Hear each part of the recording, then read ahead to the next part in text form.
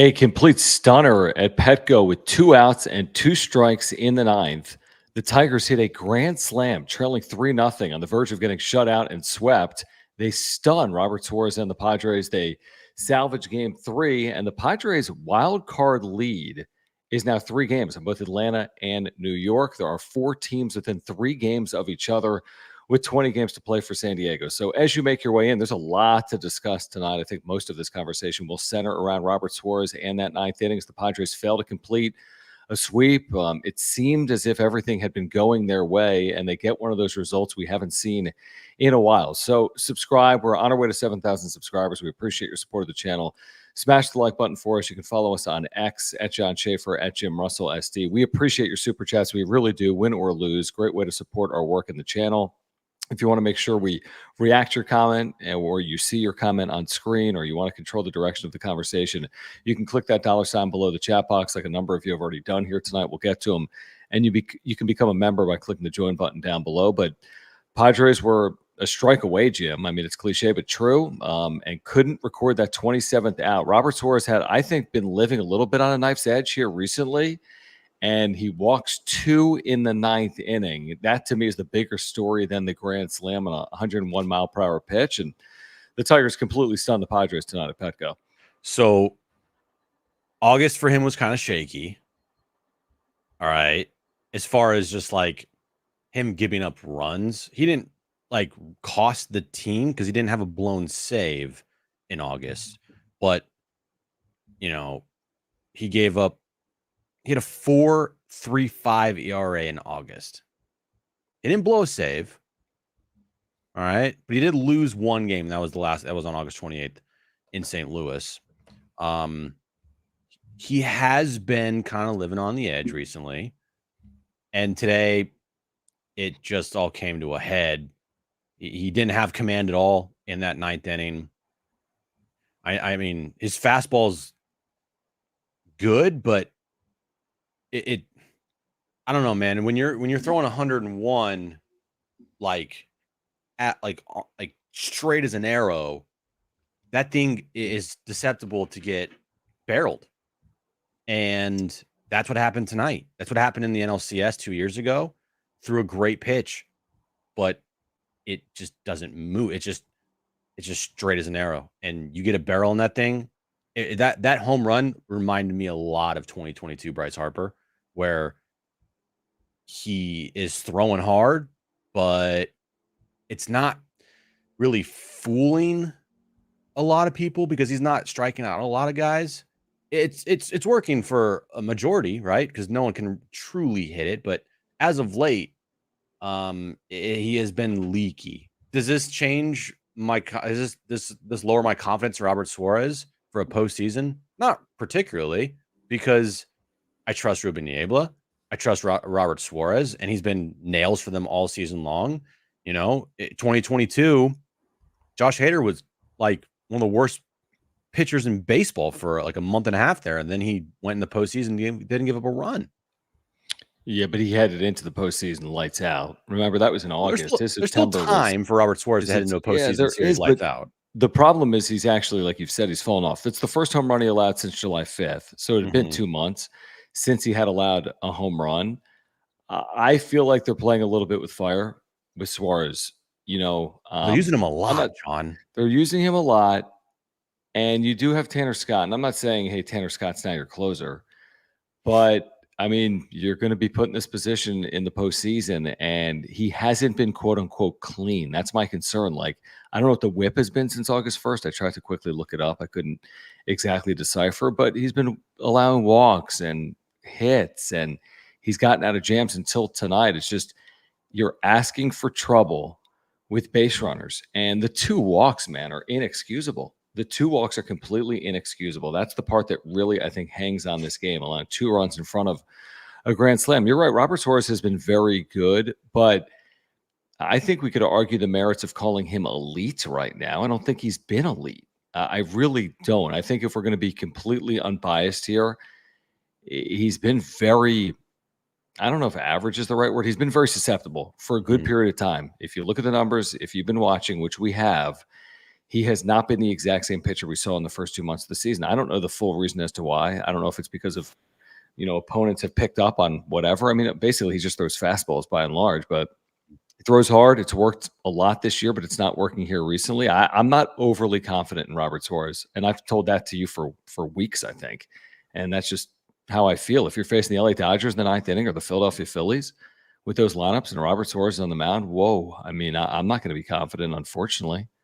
I mean, if he's out there 4 of the last 5 days, then yeah, he's going to be shaky, which is exactly what happened. He's been used 4 of the last 5 games. The only game he wasn't used wasn't even a game. It was the off day on Tuesday. Yeah, that's fair. That's a factor. That's a factor, definitely. And I think you've seen it this year when Suarez doesn't get rest and he pitches consecutive, like potentially 3 games in a row. That third game is always kind of not the cleanest. It doesn't look as crisp. When he has rest, more often than not, he's looking pretty good. But I mean, you used him 4 to 5 days here. That's a lot for him, right? And I know tonight the situation called for it, and he's ready to go. Schilte's going to go to him because he has the utmost confidence in him, but he's been used a lot lately, and I think it's catching up to him a little bit here. Probably. And again, teams that are as good as the Padres are going to count on their closers a lot because they have leads. And basically, a closer's job in crunch time is to either pitch 3 consecutive days when necessary or pitch 4 times in 5 days. That will pop up over the course of a season. Robert Suarez has been asked to do that, and unfortunately, he couldn't complete the assignment here tonight. So let's get to some of these super chats. If you wouldn't mind subscribing, but guys, we have year-round content for you if you're a Padres fan, and we are maybe 40 subscribers away from 7,000. I know Padres 40 lost away. tonight. Rough 40 so if you away, wouldn't mind guys. subscribing, just do it for Jim. Don't even do it for. Do it for John. Okay. For John. Padres Payne. Thank you for the super. He says Payne, which is kind of fitting since your name is Padres. Payne. I mean, it's excruciating. I mean, to watch that ball off the bat, I'm thinking maybe there's room, and it just kept carrying over that short wall and left, and there's nothing you can do about it. And the way it happens so dramatically with 2 outs and 2 strikes is truly pain. I agree with that. Every so often, thank you for the super chat. He says, I got a fever, and the only prescription is more cowbell and whooping the Giants and the former manager this weekend. Short memory time. As bad as the Giants have been, they're not awful. They're a couple of games under 500. They've had good enough starting pitching at times. They're out of the postseason race, but I don't think it's a complete pushover playing the Giants. I think 6 of the next 9 games coming up here. And you're going to miss Blake Snell this weekend. You are going to see Logan Webb on that's not great. Saturday. Webb Cease, pretty decent matchup there. Oh, yeah. I think this team isn't going to make too much of tonight. I think they're just going to move on, truthfully. Yep. I mean, you had an opportunity in the 9th inning. I mean, everyone was thinking it. Like, is he going to do this again? Jackson Merrill's up with a runner on, 2 outs in the bottom of the 9th inning. You're like, is he going to do this again? I know. That would have been amazing. Didn't happen, and it's not going to happen all the time. But, I mean, they gave themselves a chance, and you saw – I mean, did you see the dugout? The dugout, they showed a picture of the dugout, and everybody was on the top step. Yeah. Like, everybody was ready to go. And, I mean, guarantee you the Tigers players felt like, oh, shit, are they going to do this again to us? And I'm sure every Padres player is like, we're going to do this again. So, from that standpoint, and I'm sure every fan thought the same thing too. They're never out of it, but like that was a pretty demoralizing 9th inning for sure. Like just in that game alone, I don't know if it's going to carry over, but what I do know is going to carry over is the usage of Robert Suarez. You can't use him tomorrow, and you probably can't use him on Saturday either because dude needs some rest. Yeah, no, you're right. You're right. There's no chance in the world that he's pitching tomorrow, which is a good segue to this from Vector 53, who says, any concern about overuse of the ass trio? I don't know how else to do it. When you're as good as they are in 1-run games and extra inning games, this is the formula. Like you're going to pitch high leverage, top shelf relievers. This team is among the better teams in baseball in the second half of the year. So you're counting on 7th, 8th, and 9th inning guys because you've had 1, 2, and 3 run leads late. I mean, I wouldn't call it overuse. I just call it a lot of use. But I mean, I don't think they've violated any rules of usage is my point. I think 4 appearances in 5 days is customary at one point in a season for an elite closer. And we believe Robert Suarez is an elite closer, and he didn't get the job done. Is it a factor? Yeah, it's probably a factor. No doubt about it. And truthfully, there are going to be potentially moments in the postseason, if they can make a deep run, where all you're probably going to see is the Ash trio. I don't. Adam, Scott, Suarez. And, maybe it's not bad to be using them as much right now, because they're more often than not, they're getting it done. It's not like every game they're just like imploding. Yep. Right. Like, you have to, I think, thinking about it, like, hey, they're also building up this stamina to go in the postseason, and knowing that 3 out of 4 days, 4 out of 5 days, like whatever the schedules are, we're going to be used, like, get the kinks out now, rather now than in the postseason, when it's like the first time. If it was the first time in the postseason, Robert Suarez was used 3 out of 4 days or whatever. Could you imagine? I mean, he's like, uh-oh. I mean, my concern, though, would be that when you do get to game 1 of the wild card round, they'll try to stretch out Tanner Scott and Robert Suarez to get like the final 9 outs. Try to get Probably 4 from Scott and 5 from Suarez, or vice versa if you need to. And it's a game worth trying, but it's not the easiest thing to, like, we like to think. I've used this before. If you think you're going to sit on a 3-2 lead after 5 innings every time in the postseason, like, it sounds good in theory, but to get 4 scoreless innings out of a really good bullpen is still work. Like, your bullpen can have a combined 2 ERA. A 2 ERA is an average of allowing 1 earned run every 4.5 innings. So there's a coin flip chance that 1 run scores against your bullpen over 4 innings, even if you have a really good bullpen. So I love their bullpen. I think it's constructed to win. I'm just saying, if the plan is sit on a 1-run lead, and that's not what they did tonight, by the way. I mean, it was a 3-run lead. They weren't sitting on a 1-run lead. And for those I saw, hey, should they have tacked on, or do they get complacent? No, I don't think so. I mean, 3 runs and a 3-run lead in the 9th inning should be enough. I don't care if it's 10-7 or 3-0. A 3-run lead in the 9th inning is what they had, and that is more than enough. And it didn't work tonight, unfortunately. They were 3 quick outs away from having it be a quick and tidy 2-hour and 10-minute game. Like, hey, that was easy. Cool. Move on, And then obviously that didn't happen, 9th inning, but I think they win 3-0 tonight. Robert Suarez goes 1-2-3 in the 9th inning. Yep.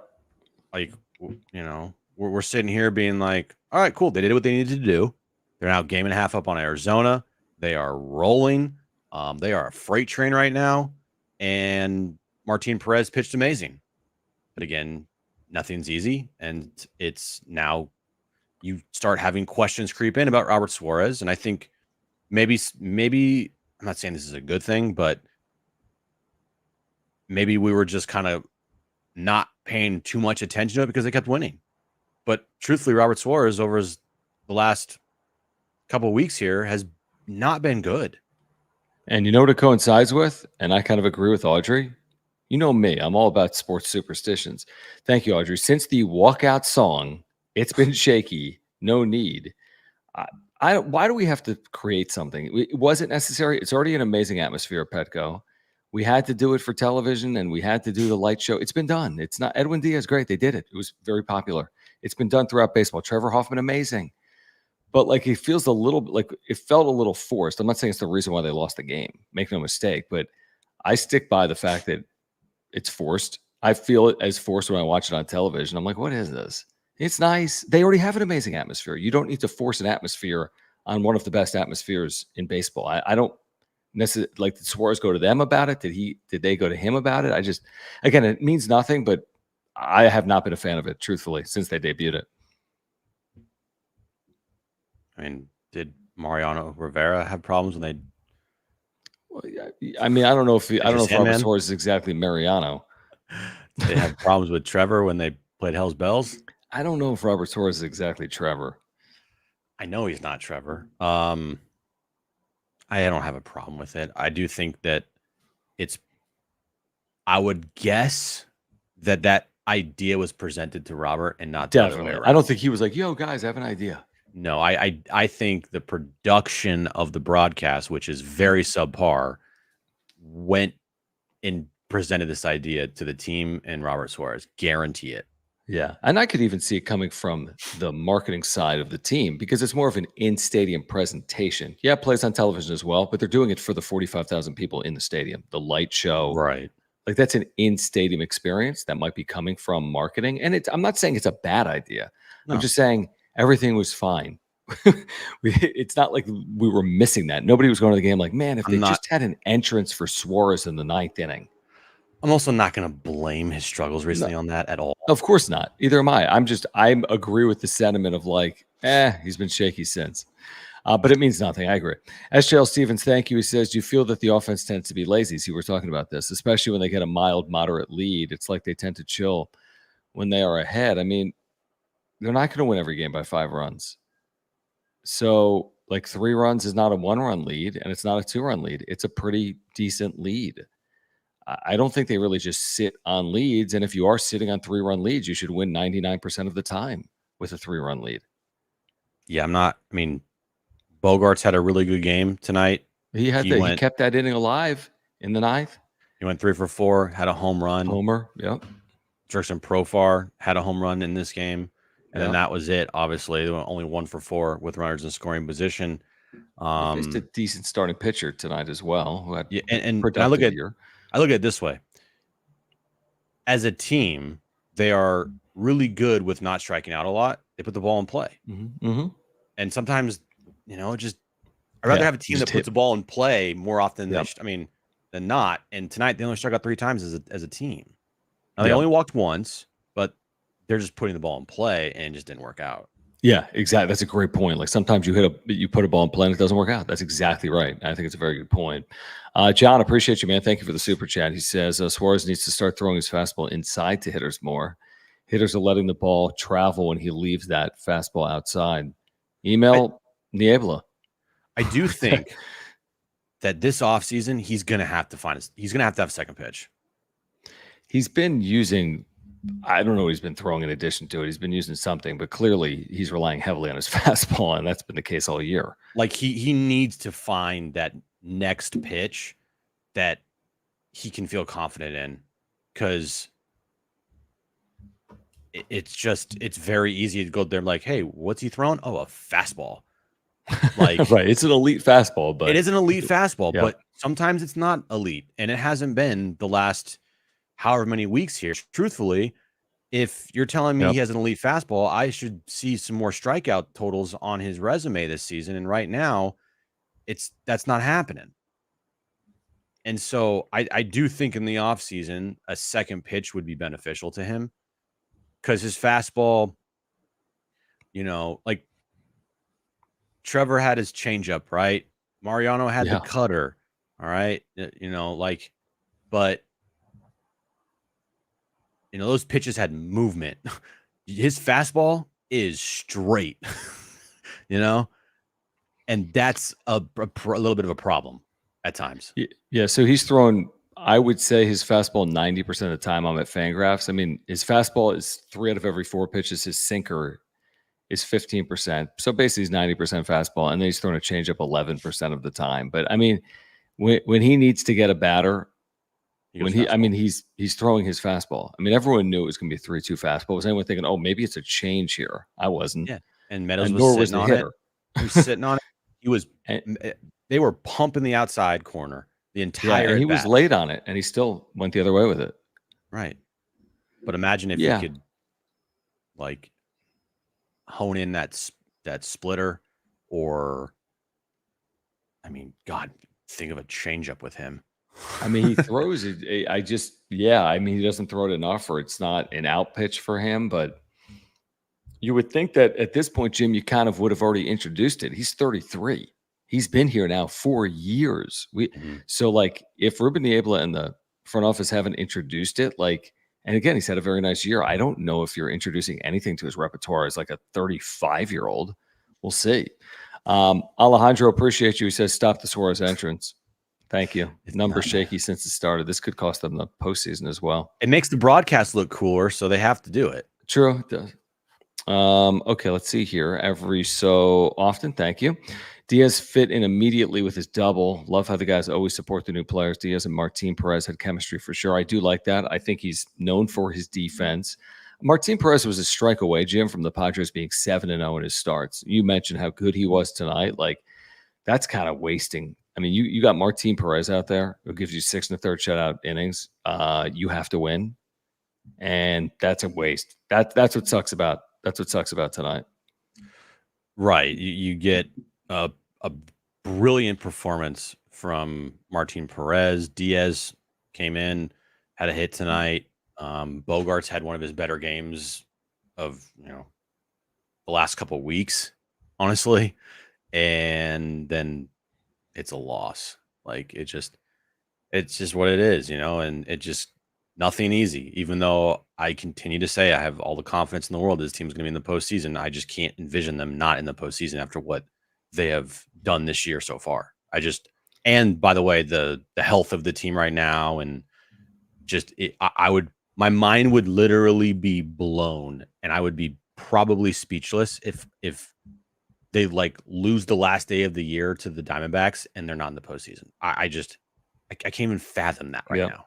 I think you're right. I think between Atlanta and New York, there's enough of a hard schedule in there that those teams both have work to do to pass San Diego. I know that, and I'd rather be in the Padres position than those two teams. For sure. But work to be done, I would say, over the final 20 games. You can't, as good as they were, we've also seen them go 1-6 over a 7-game stretch. They have to avoid it at all costs here down the stretch. Otherwise, it gets very tight in the final handful of games of the year. HBBBV, thank you for the super. He says, Don Omar made a video for Robert. John is am I a hatter? Because I wear hats. Who's Don Omar? And yes, I do like hats. I don't know who that is, but thank you for the very insightful super. Don Omar. Don Omar made it, Jim. That's why they do it. Don Omar. Okay. Breaking Away 79. Appreciate you, man. Thank you for the generous super chat. He says from the most recent road trip to now, Suarez has been given plenty of rest. He's been shaky. Scott picked up save on 8/27 against the Cardinals. I mean, maybe breaking away 79, but Jim's point is, I mean, he's pitched 4 the last 5 days. That's not plenty of rest. He's pitched 4 the last 5 days. Right. He got a rest at the end of August, and then he pitched on Sunday, Monday, yesterday, and today.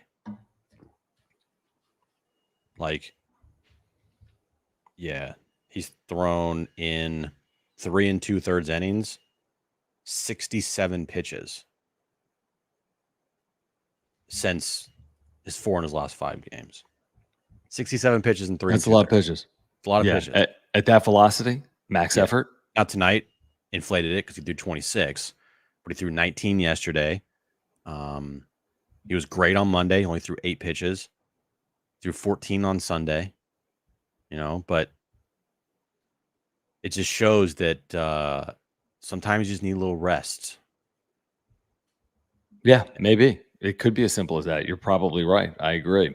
We'll get back to it in a moment, guys. We do need to thank our title sponsor on the wrap-up show. As you know, we can't do this without your support. We can't do this without the support of Mark Nimitz at Farmers Insurance. He has truly been with us since day one of the channel, which is amazing. Going back to, I don't even know when, 2020 or 2021. So we thank you, Mark, for your support of the channel. If you have an insurance need, you can take it from us. He's there for you. He's going to save you money. He'll save you time if you ever need him. He's a great insurance agent, great service and communication. I've got homeowners and earthquake and life insurance through Mark, and you can as well. He does auto too. He can save you $750 or more just by switching. Before you renew, call Mark. If you're looking for information on a new policy, he's there for you. Click the link in the description down below. Get a free quote online or by calling Mark, who is a San Diegan and a lifelong Padres fan and a supporter of this channel since day one. So if you support the channel, if you want to save money, if you're looking for great service and communication from your insurance agent, make sure to get in contact with our title sponsor, Mark Nimitz. All his information is on ticker below, mnimitz at farmersagent.com. Reach out to Mark. Let him know that John and Jim from the wrap-up show sent you. All right, let's get back to this conversation. As the Padres lose a heartbreaker, a stunner at Petco, 4-3 to the Tigers. I'm seeing in the chat, everyone's like, how can you lose to the pathetic Tigers? The Tigers are 5 games out of a playoff spot and 71-70. They're not pathetic. They've had a good year, and they're a team that could be very good sooner rather than later. Let's get back to this. The Fiery Friar, thank you, man. He says, the heartbreak we experienced tonight is the same heartbreak the Padres have been inflicting on other fan bases all year. P.S. At least Arizona lost tonight. I think it's a great point. They've done this more often than it's been done to them, obviously. You kind of, after this game, are kind of in like a state of a little shock. You're like, wait, what? They didn't win? Like, huh? Mm-hmm. But to the Fiery Friars' point, Arizona lost earlier today in a walk-off to the Giants. Atlanta also lost tonight to the Rockies. Mets didn't play. And Dodgers also did not play.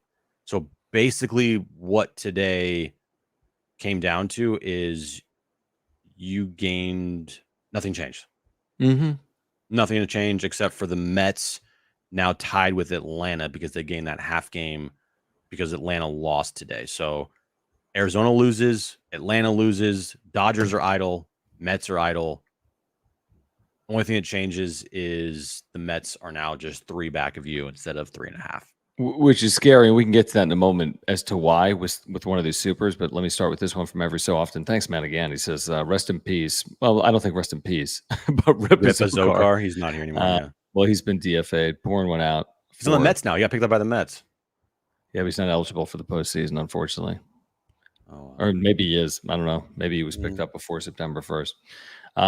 I didn't even know he was still in the organization, truthfully. But yeah, Rip Zokar. I had forgotten. I'd forgotten about him. Slotting ain't easy. Appreciate it. He says, aren't we only up 2 games on the Mets due to the tiebreaker? Technically. Like, you can't give up the third game. If it was the last wildcard spot and the Padres were a game up with 1 to play and the Padres lost and the Mets won, enjoy Cancun. I mean, yes, they're 3 up on the Mets, but they are 2 up in the loss column on both the Mets and Atlanta. So 2 up in the loss column, dude. This thing is so far from settled. Yeah. So the Mets are 76 and 64. Padres are 80 and 62. Because the Padres have played way more games than everybody else. Still, yeah. I mean, these Giants games, these 6 Giants. You know the last time the Padres played the Giants, Jim? It was how long ago? 3 months ago? April 7th. Yeah, the start of the season, right? 3rd series of the year. Jeez. How crazy is that? So, I mean, we think we know, but we don't really. I have no clue what to expect. I really don't. And that team is a disaster. So, a disaster of 69 and 72. You know, it's not like they're the Rockies. Yeah, but or the Marlins. They still are not a really good baseball team. No, but similar record to Detroit. The Tigers are a better team than the Padres and then the Giants. They have been this year, but it's a series that when we start talking about must-win series, it's close. With 20 games to play, it's not the series you want to lose. I know that. Especially when you look at the schedule. I mean, you still have Houston, LA, Arizona on the schedule. You can't be losing this series. And you have Seattle, but like to me, Seattle's not a bad team now recently. Yeah. They just can't score. I mean, they're 71 and 70. Mm-hmm. Right. This is feeling to me, and again, it's not probably a must-win series, and because you're up 3 games, but it's starting to feel like it. You play Seattle in Seattle, correct? Yeah. Mm-hmm. Seattle's 41 and 28 at home. Yeah. Right. 41 and 28. So what's the schedule? The full schedule, because there's only 20 games. I mean, think about this. This is honestly, I'm putting it in the must-win series category. Am I gonna eat my own words here? Yeah, because like you said, at Seattle, Houston for 3 still lies ahead. LA for 3, Arizona for 3. Those are 11 of your 20. Seattle, Houston, LA, Arizona are 11. 6 of them against San Francisco. Okay, hopefully that's a good thing for the Padres. We can all. And then the 3 you basically gotta get. If you don't sweep that series, any type of separation, like you're gonna have to sweep that series, which is kind of scary because the White Sox truly have they could care less. They're going to go for 2. on the first drive of the game. You know what I mean? Like they could do whatever the hell they want. By the way, someone has just had it with the Padres after this one loss. We dropped down a subscriber on the channel. They just had it. Like, I'm done. I can't deal with this anymore. Robert Suarez blew a save. Puh, I'm unsubscribing. You'll never see me again. Well, can someone make up for that loss of a subscriber and subscribe right now? Would you do that for us? Please, we need another subscriber too. We're 43 subscribers away. Last night they win, we gained like 40 subscribers. Tonight they lose, nobody's subscribing. Everyone's like, I'm done with this team. Done. Guys, thank you, Hammerhead. A roller coaster of the season. Thank you, Hammer. It's really not a roller coaster of a season right now. Well, not right now, but at 18 over. Hammerhead Triple X, thank you for what I think is a super sticker over on YouTube. It doesn't show up in our software, but thank you, Hammerhead Triple X. I mean, the crazy thing is 18 games over and nowhere near locked in yet. Again, well positioned, but nowhere near locked in. Like, that's crazy. Yeah, nowhere locked in. Oh, thanks guys for subscribing. Yeah, I mean, you realistically maybe won't even clinch until the final weekend of the season. That to me would be not scary. Be fun. It would not be fun because you want to have everything clinched up by that weekend series so you can set everything up for the postseason. I'm going to say now, here, I'm going to do it, and I hope it's the reverse jinx. I'm going to say it. Listen to what I'm about to say. Oh, no. Division's done.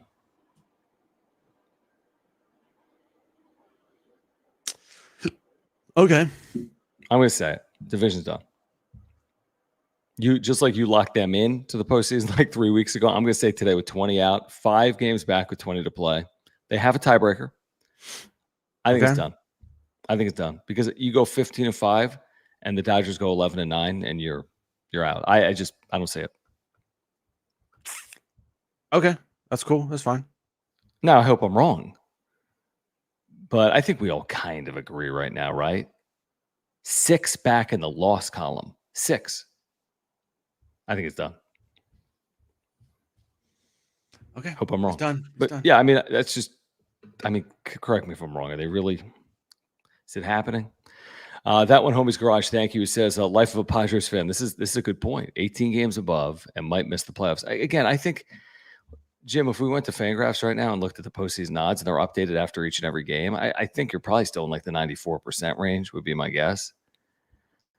But maybe that's high. Truthfully, I'm going to look right now. The Padres postseason chances are 95.1 with tonight's loss. 95.1, a 19-20 chance of making the postseason. Now, would you get in a plane that has a 19 of 20 chance of landing? Probably not. But I like my chances at 95%. Right. Yeah. I still like their chances. I really do, unless something catastrophic happens. And yes, we are at a situation where one weekend series where you potentially play really bad baseball come Monday, you could be like, what the F? What?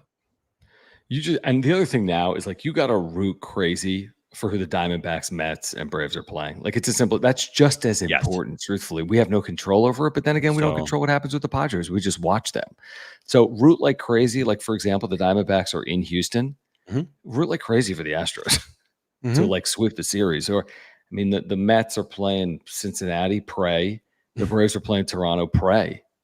Coming up this weekend is what I would say. Because you know what? Not only do you want to win, you want those losses too. You could use them both, truthfully. Right. Breaking Away 79, appreciate you. He says, here's the Tanner Scott pitch count, Jim, on 4 of the last 5 days. Look at this. 21, 22, 16, 11. 70 pitches, 0 earned runs. He's trying to prove that, he's saying, well, how come he's been affected, but Robert Suarez hasn't? He's been asked to pitch 4 of the last 5 days because he's been good. I don't know. Because he's good. Here's just my theory, and good point, Breaking Away. I get where you're going with this. This is the most innings Robert Suarez has pitched in a season in his entire career. His entire career, he has pitched 132 innings. Tanner Scott, for his entire career, has pitched 359 innings. The last 3 seasons for Tanner Scott, including this year, 62 and 2/3, 78 innings, 62 and 2/3. I think someone's built up for this time of year, and I think the other person may not be at this moment. Okay. And needs rest to be fully effective. That's just maybe my theory on it.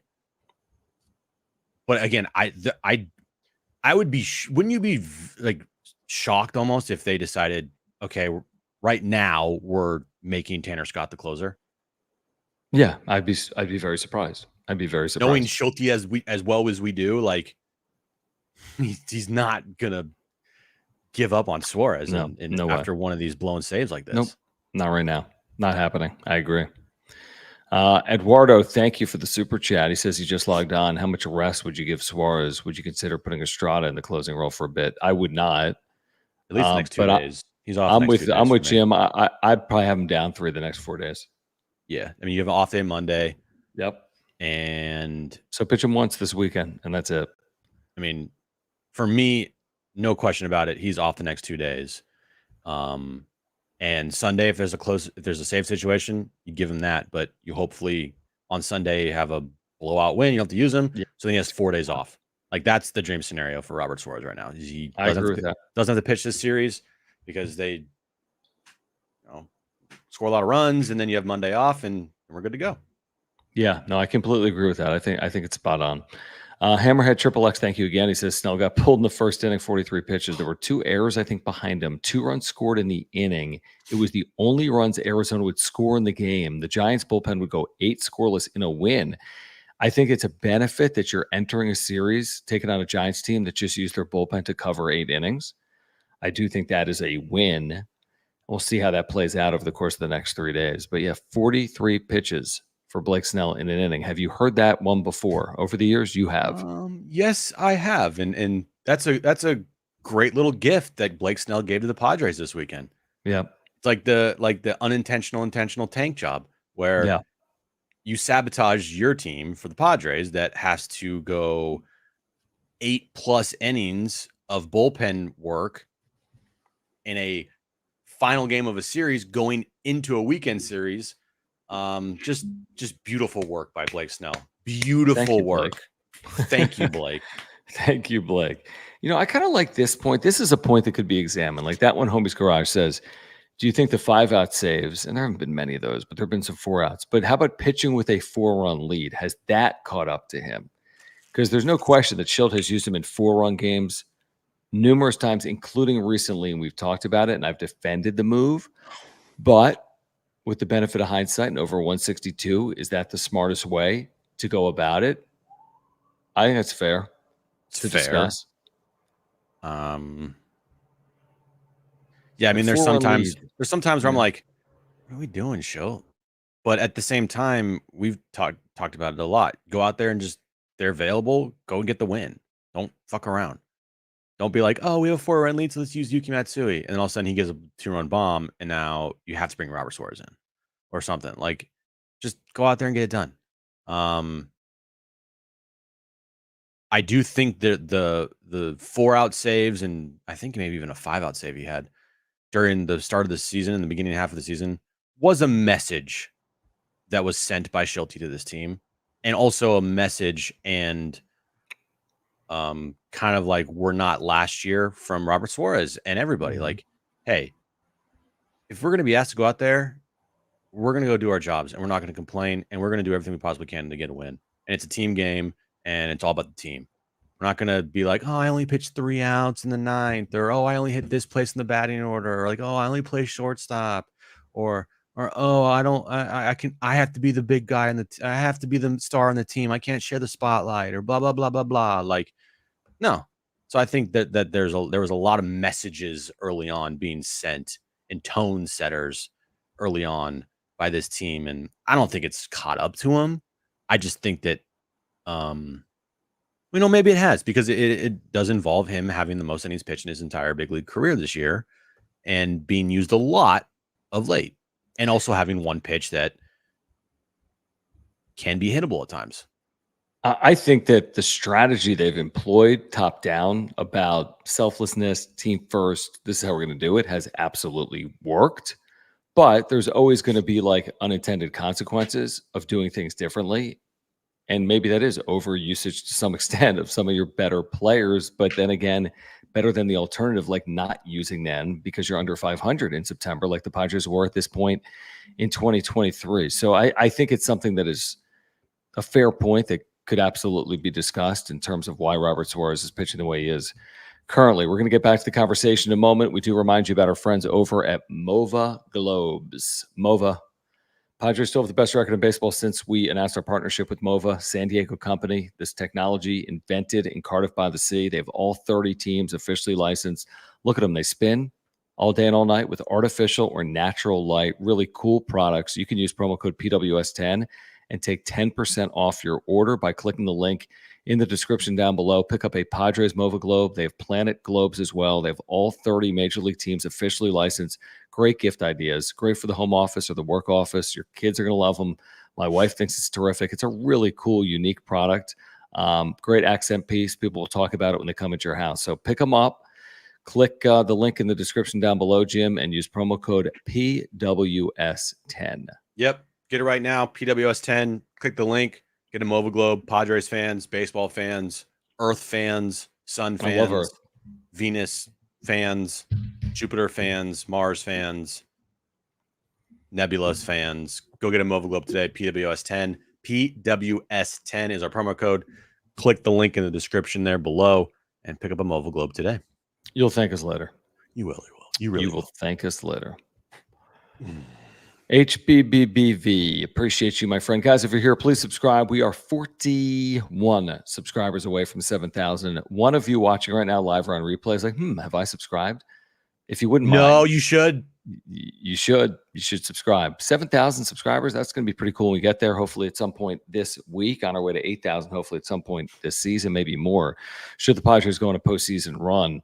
HBBBV, thank you for the super chat. You can click the $ below the chat box. He says, we booing Melvin. Snell belongs in San Diego, can see in eyes. I don't think Bob Melvin's getting booed. I think it's kind of, maybe he'll get like a smattering of like, blah, but I don't think people really care. And I don't know if Snell belongs in San Diego. Not for $40 million or whatever he wants a year. Right. Like, he is just the ultimate roller coaster pitcher. He can be freaking dominant for you. He won pitcher of the month in August. Has that no-hitter this year. He at time. Best stuff in baseball when he's on. Best stuff in baseball. Literally unhittable. But then he'll like pull that shit he did tonight where he goes 42 in the first inning.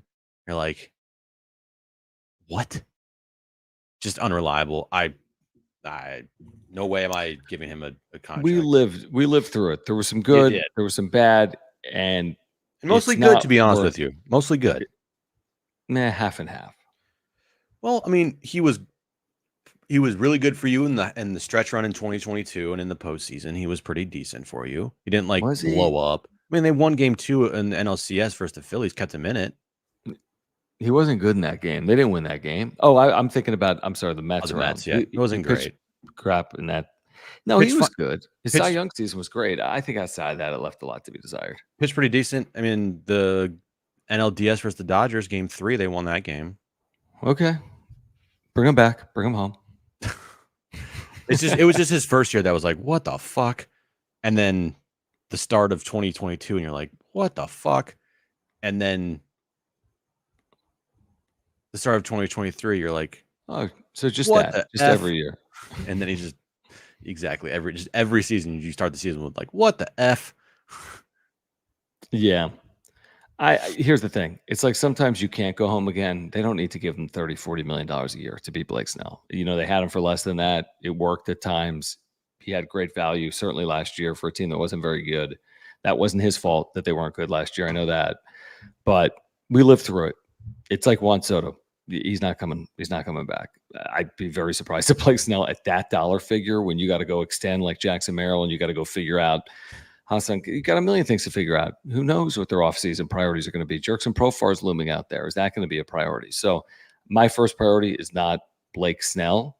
Yeah. When I look into my crystal ball for 2025, nor will it be AJ Prellers. It would be my guess. No, No, I would be shocked if any big time contracts come from outside the organization other than Jackson Merrill.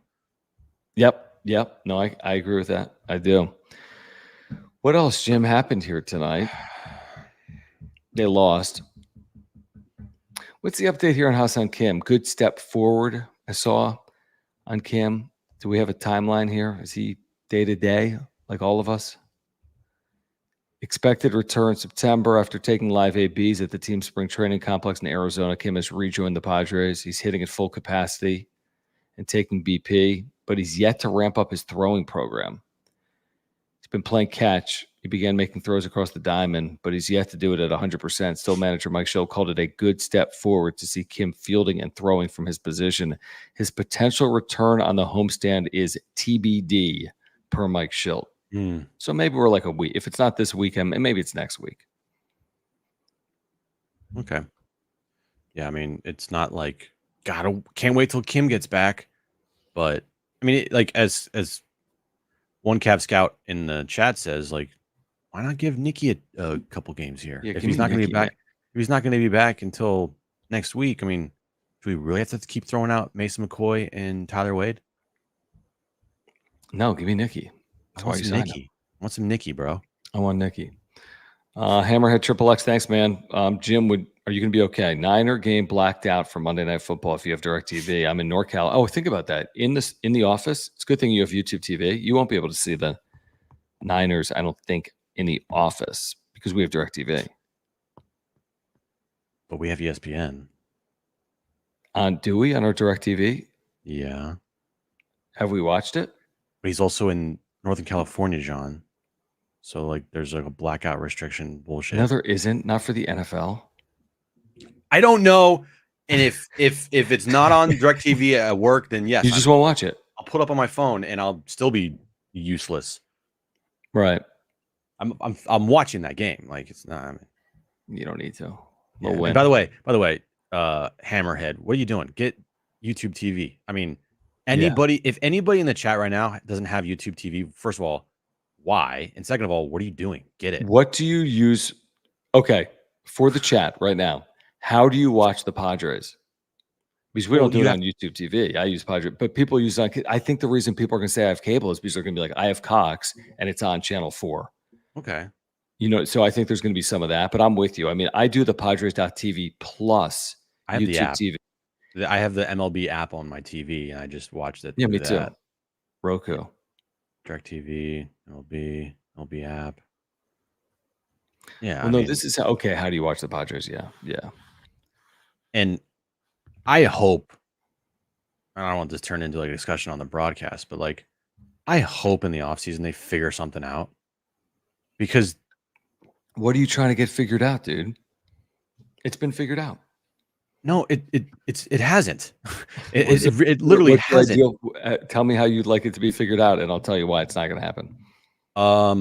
Can you get a YouTube TV deal done? Like, what are we doing here? MLB.TV is going to get a YouTube TV deal done? No. Can they broadcast games on YouTube TV, or are they going to have to always be through Major League Baseball and the app now? Which is, I mean, and frankly, the Padres in baseball, Major League Baseball, they produce this broadcast, and it is god awful. Besides the play-by-play from Don and Mud, which is fantastic. That's obviously 90% why, obviously, like, hey, Don and Mud, whatever. Everything around them is ridiculous. Jim. And I love Pomeranz. It's great. I'm sure he's watching. When they were on Bally Sports, were they on YouTube TV? Let me answer that. No. If you weren't on YouTube TV when you were a TV station, you're not going to be on YouTube TV when you're a streaming company. So MLB would be like in direct competition. Bally sucks.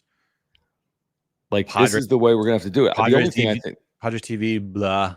I like Padres TV. I'm thinking the only thing that could get accomplished in like an off season is you could put it on more like cable systems. It could be on, I don't know, name the cable system it could be on. But like, do we have to hear from Mike Winters? Like, who the fuck idea? Whose idea is that? No, I don't need to hear from him. God, nothing against Mike Winters. Sure, he's a nice guy. But I mean, what? I will say this: I do like some Annie on. I like the Annie on Padres broadcast, and that Yeah, was an abrupt competent. end for me. Very abrupt. She was competent. Yeah, She and then she was just like gone. knew baseball, Yeah, and now it's no, I like, agree. oh, tough loss, huh? Got to get him tomorrow. You're like, shut up. And also, I do feel like as many fans as the Padres have in the ballpark, watching and then consuming this type of content or listening on the radio and stuff, are we doing a little bit of a disservice by doing the shortened pregame and the shortened postgame? For me, yes. It's Pre should be the useless. full 35 minutes. The post should be. I mean, I do post games. You and I do post games for the Padres for an hour plus. We do post games for San Diego State football and basketball for an hour. And now on television, I'm getting 15-minute post games. I think that's a bit of a disservice. Like, Pomeranz is a really great one. He can drive the conversation. He is fantastic at that. So have him do that and get someone in there that's a former. I mean, you can't get one former Padre player to be on a postgame show to give you like insight that actually like matters. Do you have a vote for someone if you could just snap your finger that was like out there that you could throw in there? That's a great question. I mean, the thing with Sweeney is it was love-hate. I liked his commentary. It was a lot of love-hate. And now he's no longer even – isn't he doing it in St. Louis? He's doing St. Louis and also Fox. Yeah. So I feel like that ship probably sailed. I mean, he's gotten a lot of reps on MLB TV. I mean, you can't set something up with PV. I mean, I wonder, though, if MLB Network is just like the better opportunity. And I mean, I don't know his like living situation where he lives, but like that to me, that's just the first thing I thought of. And I see people in the chat saying it too. I mean, he's done a lot of work at MLB TV, so he has the reps being on television, giving his analysis. I think he would be an instant hit here. I think it just makes so much sense. You have to figure out. You can't keep doing post-game shows and pre-game shows on the field. Like, that's just, to me, ridiculous. They got to hire us as a consultant. I can figure this thing out quick. You know, like, it needs to be Pomeranz is the one, okay? He's got to be the one. I'm sorry. He's a damn good broadcaster. He's an amazing broadcaster. I love Mike Pomeranz. He's got to be the one.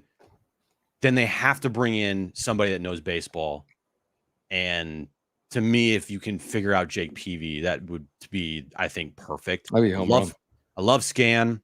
If you want to have him on the road to the post-game show, it's fine. But like, you know, it's not. It's just very blah. Like there's no reason to watch the post-game show or the pre-game show at all. Schulte. I mean, I watched for Schulte post-game, but I just wait for that. Like, we can't have a post-game show where we're waiting to get like live in the clubhouse reaction from players. Like, there's none of that. Breaking Away 79, thank you. It says 2 separate lawsuits involving Bally's and others with Venue Sports holding up streaming only options. It's an S show. I just read something recently about how teams don't know how to account for their TV revenue in 2025 because of their relationships with Bally's, like what the Padres went through 2 years ago in the Diamondbacks too. It's an S show. Local television rights are an S show for half of Major League Baseball teams, not in the Yankees or the Mets or the Dodgers. It's a big concern moving forward. NBC has, I mean, the White Sox, the worst team in the history of the sport, blow away anything the Padres are doing when it comes to pregame and postgame shows. Blows them away. And they have, and the White Sox, like the same thing with the Giants. I think same thing with the Dodgers. Just blows them out of the water. I just think TV, the difference between TV and streaming is better coverage. Like, I think MLB has got like the streaming option is, they've just tightened it up a little bit, shorter pre, shorter post. And I think that's just cost saving. Like, they're not selling the post game. Maybe they are, but it used to be like presented by Toyota. Now it's presented by like Major League Baseball. Major League Baseball these broadcasts haven't been sold effectively either. Yeah, they have a hand in a lot of stuff. They make Don and Mud promote every single upcoming event at Petco Park. Like, all the time. They have this ridiculous umpire segment. Like nobody really asked for that, and I feel No. bad saying that. It's not whomever it is, whatever his name is. It's just like nobody really asked for it. No. Like, I don't know. Just there's just gonna be so much more you could do to this broadcast, but they just cut themselves off. They just cut their legs off by doing nothing. Yeah. Again, And if the main thing is they're like, well, the broadcast only thing that matters is the game and the in-game stuff with Don and Mud and their play-by-play. If you want to go that route and try to convince me that's all that matters, like, okay, I can take it, but not really, because way more people consume post-game coverage on television than they do watching our show, for example. Like it's not like when we get live and replay 4,000 views on a show, I would like to think there's a lot more than 4,000 people watching. So like, that's kind of my point. Like if there's people willing to come here for more coverage of the game afterwards, then there's certainly, I mean, they get TV's already on. Like they're sitting there watching. There's thousands of people that are there for it. They've got an appetite for it. They just have to be given it. like the thing with post games, and I'll just continue to use the White Sox as an example. White Sox Love lose. the White Sox. Yeah, the White Sox lose. I'm sure there's a lot of White Sox fans, like the 5 or 6 of them, that are like, I can't wait to hear what Ozzie Guillen has to say post game. You're not sitting there saying, I can't wait to hear what Mary Louise Cook says post game. You're not getting that at all. Yeah, but that's not really her job because she's not like the analyst. She's more of the host. They're not asking her to provide opinion. They're asking her to lead the show. Which is when I do play-by-play for a game, I'm calling the game. I'm not commenting on the game. But that's I don't think that. Yeah, I mean it probably is so hard for Pomeranz because like he's given like 15 seconds to give an opinion, right? And they go to break, and then they wait for Schulte, and then they fill, and then they fill, and then they wait for Schulte, and then they fill some more, and then they go right back to Schulte for 4 minutes, and then it's like, coming up next, we'll preview tomorrow's game. No, I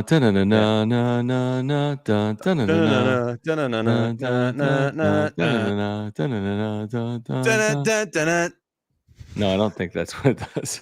No, it's like the ad. Yeah, well, that's the ad. Let's show another 3 home run game from Shohei Ohtani during the Padres broadcast. That's perfect. Oh, Mookie Betts hits for the cycle. Awesome. Freddie Freeman's first hit as a Dodger. Terrific. I'm so thrilled. Anyway, tell us how we really feel. Let's do this again tomorrow. Is tomorrow Friday? Yeah, we'll do this again tomorrow night following game 1, Padres and Giants. I might be a little late to the start of the show tomorrow, Jim. Oh, really? Yeah, I'm going to Italy. Well, guess what? I have breaking news for you as well. You can't have plans with Aaron. My plans are I'm going to the game tomorrow night. Oh, must be nice. Thanks for the invite. I'm probably sitting in the suite eating sushi. Correct. We have a sushi boat. Great. That's awesome. Like a taco platter and unlimited alcohol. And then we're going to have, it's going to be great. Well, guess what? I'm going to see Big Boy from Outkast and Trombone Shorty at the Ready Shell. So wrap-up show might not exist tomorrow night. No, there's a wrap-up show tomorrow night. Just because you're going to the game and eating sushi doesn't mean there's not a wrap-up show. Might just be a little later. I'll tell you, Jim is the first to bet. He's like, forget it. Whatever. What is that? I don't know. There will be a wrap-up show. There's 20 games left in the year. The Padres are 18 games over 500. Oh, I also have more breaking news for you that I have not told you yet, and you're gonna murder me. Let me hear it, you idiot. Oh, I'm going away the week before the Super Bowl, by the way. So do the entire show that week. Oh, really? Yeah. Before the Super Bowl? Like just the week of the Super Bowl, I'm out. Oh, well, I won't be working there anymore, so that's fine. You won't be working at iHeart? I'm kidding. I don't know. A week out from the Super Bowl, you're going to be gone? What are you doing? Going to Italy? No, I think I'm Jackson Hole. Oh, must be nice. Mm-hmm. I'm going to be missing. I'm going to a wedding on September 28th. Oh yeah, sure. Last day of the season, like Dodgers is like the division's on the line. I'll see. I'm going to go to a wedding. How many weddings are you going to do this year? Well, actually, John, you asked that. I have a wedding on September 28th. Also, I'm going to be gone for a wedding in mid-November. And yeah. Why don't you just take the year? Hold on. Wait, September 28th is like the last day of the season? It's the second to last day of the year versus the D-backs.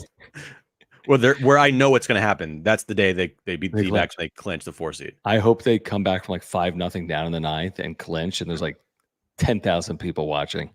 Right. It will. By the way, well, wait, is the wedding? Are you away? Where are you going? Oh, actually, I think I'm going that Friday night too. Oh, great. Well, the Saturday is okay. Here's the deal. That's why I'm saying you may have to start the wrap-up show tomorrow night. You've missed 25 times more shows than I have this year. Okay. Anyway, point is there's a wrap-up show tomorrow night. And the other point is Jim should not be going to weddings or doing anything. Tell that to my wife. The week of the Super Bowl, like, what you think I'm going to be breaking down like Niners as if I care? You can break down Niners, and then someone else can break down the freaking Chiefs. So the Super Bowl is when this year? February 9th? Yeah. You're missing my birthday. My birthday is February 5th. I don't think that's accurate. That's very accurate. Actually, I've checked sources on that one. Well, whatever. You'll have another one, hopefully. Anyway, tomorrow night. Join us tomorrow, actually, from the Naughty Barrel. We're downtown. So it's fine. Hang out with us. I'll just be talking Super Bowl all week long by myself. It's fine. I'll call in. No, you won't. And be like, oh, did you see they re-signed Donovan Solano? Or like whatever's going on. It's like 10 days from spring training or less, probably. I need that. Like, I need that more than I need airs, like a Donovan Solano signing or a Jerkson Profar signing or a Jackson Merrill signing during that week. What would you rather have, like a Donovan Solano signing that week or the Niners in the Super Bowl that week? We all know the answer to that one, John. Donovan Solano. I agree. All right. So join us tomorrow from the Naughty Barrel. We're there from 3 to 6, broadcasting live. Great food, great drinks. Come hang, say hello, and then make your way over to Petco or just hang out downtown. But we'll be on the air also, and of course on YouTube. Search for John and Jim 760. If you haven't subscribed to this channel, please do that. We're on our way to hold on. I've completely forgot. I've buried the lead. And the lead is the NFL season is back, and you should be playing Underdog Fantasy because like this is the week to do it. They have these crazy, unbelievable offers all week long, including up to $1,000 in bonus cash if you use promo code PODSWRAP. That's PADSWRAP. So use that promo code PODSWRAP. Take advantage of NFL discounts and pick'ems and all kinds of crazy offers. Underdog's gone crazy, Jim. They've gone completely crazy. Up to $1,000 in bonus cash, free pick'ems, NFL discounts, and more. Of course, Padres pick'ems you can play. It's so easy and simple to win. Best and easiest place to play fantasy sports is at Underdog. Make sure to use promo code PODSWRAP. Download Underdog Fantasy now and use our promo code. We can't hear you. Download Underdog Fantasy right now. Do it. Download Underdog Fantasy. Download Underdog Fantasy. Download Underdog Fantasy right now. Do it. Download Underdog Fantasy right now. Get closer. Use promo code PODSWRAP. Do it. I'm going to do the entire show next time like this, so you can see everything. Dude, when Jim goes off the rails, he goes off the rails. Download Underdog Fantasy, promo code PODSWRAP, PADSWRAP.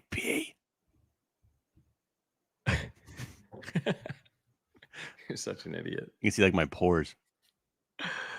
Oh Lord. Look at my nose. What are you doing? It's a professional channel. Download Underdog Fantasy. All right. Lost everybody. Support our partners, Mark Nimitz at Farmers Insurance. If you have an insurance need, Mova Globes, use promo code PWS10. And again, Underdog, You heard it from Jim. You heard it from like Jim's head or half of Jim's head, his mouth. Use promo code PODSWRAP, PADSWRAP. All right. For Manny and Jim, I'm John. Padres lose a heartbreaker, unfortunately. You could tell it's really impacted Jim in a negative way. For Jim, I'm John. This has been the wrap-up show. Peace.